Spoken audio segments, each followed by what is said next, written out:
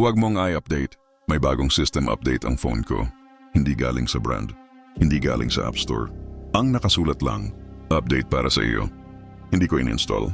Pero nang mag 3:33 AM, nag-update mag-isa ang phone ko. Pagbukas ko, iba na ang lock screen. Larawan ko tulog sa kama. Kuha mula sa taas. Hindi ako nag-selfie. Biglang may bagong app na lumitaw. Walang pangalan. Isang itim na icon lang. Pagbukas ko may video. Ako ang laman ng video. Nakatayo ako sa kusina, nakatalikod. Oras sa sulok. 3:34 AM. Tumingin ako sa orasan sa pader. 3:33 pa lang. Tumunog ang phone. Notification. Maghanda ka na. 1 minuto na lang. Biglang may narinig akong yabag mula sa kusina. Mabagal, sigurado. Sa video lumingon ako at ngumiti.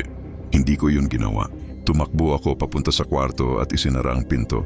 Nanginginig ang kamay ko. Tumunog ulit ang phone. 3:34 AM. Nag-freeze ang video. May text na lumabas sa screen. Successful update. Sa salamin ng aparador, may nakita akong gumalaw. Hindi ang reflection ko, kundi ako sa video lumalabas mula sa salamin. Hawak niya ang phone ko. Ngumiti siya. Salamat sa katawan. Kinabukasan may bagong update ulit. Pero ngayon, ikaw na ang laman ng lock screen.